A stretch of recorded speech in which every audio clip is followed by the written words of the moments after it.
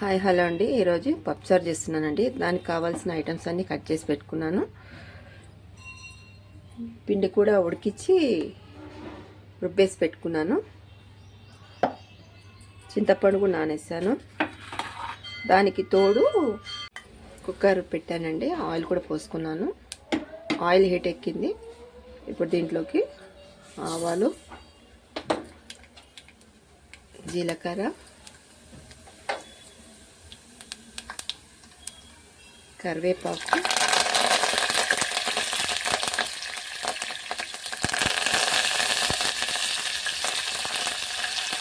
పచ్చిమిర్చి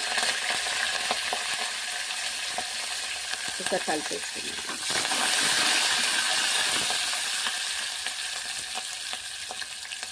ఉల్లిపాయ ముక్కలండి.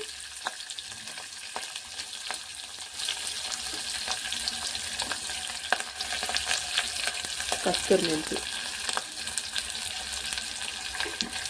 ఒకసారి కలిపేసుకున్నాను. ఒక ఉల్లిపాయలు వేగనిద్దాము. తర్వాత కూరగాయలన్నీ వేసేసుకున్నాను. ఉల్లిపాయలు వేగాయండి. ఇప్పుడు దీంట్లోకి మునక్కాయ ముక్కలు, క్యారెట్ ముక్కలు, బీన్స్ ముక్కలు, ముల్లంగి, కొద్దిగా వెల్లుల్లి రెబ్బలు కూడా ఉన్నాయండి, అవి కూడా వేసేస్తున్నాను. టమాటా, ఇవన్నీ ఒక్కసారి వేసి కలిపేస్తున్నాం. ముక్కలని వేగాయండి. ఇప్పుడు దీంట్లోకి కొంచెం వెల్లుల్లి పేస్ట్, కొద్దిగా పసుపు వేసి మూత పెట్టేసుకున్నాము. ఒక విజిల్ వస్తే సరిపోతుంది. అంతలోపు మనం ఇక్కడ పులుసు మరిగించుకున్నాము.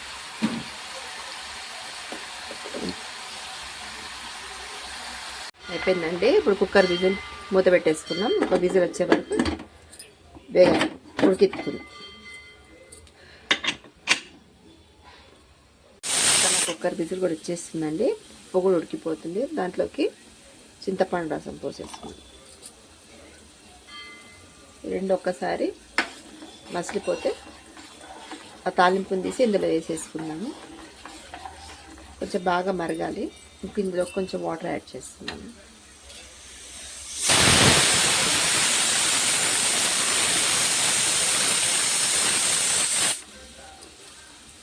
అంతేనండి, చాలు. ఎక్కువ మరీ పలచగా అయిపోతే కూడా బాగుండదు.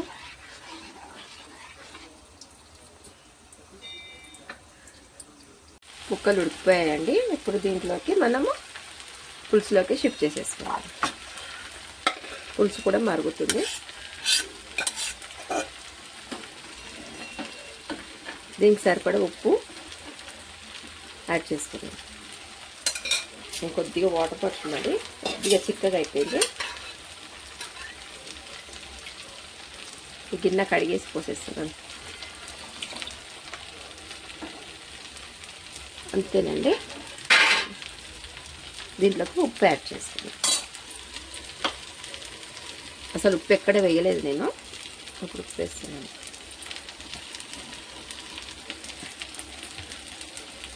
అంతేనండి. కొద్దిసేపు ఒక్క మరుగు వచ్చే వరకు మరుగుతూనే బాగుంటుంది కదా ముక్కలని. దాంట్లోకి స్టవ్ కట్టేసిన తర్వాత కొంచెం ధనియాల పొడి వేస్తాం, టేస్ట్ బాగుంటుంది. ఈరోజు పప్పుచారు, బెండకాయ ఫ్రై రెండు కాంబినేషన్ అండి. అయిపోయిందండి. పులుసు మరిగిపోయింది. దీంట్లోకి ధనియాల పొడి యాడ్ చేసుకుందాం. బాగా మరిగిందండి. కొద్దిగా ధనియాల పొడి ఇంట్లోనే తయారు చేసుకున్నానండి. ధనియాల పొడి అంతేనండి. స్టవ్ కట్టేస్తున్నాను. అయిపోయిందండి. సర్వింగ్ బౌల్లోకి షిఫ్ట్ చేస్తాను. అన్ని వెజిటేబుల్ తోటి బాగా వచ్చింది.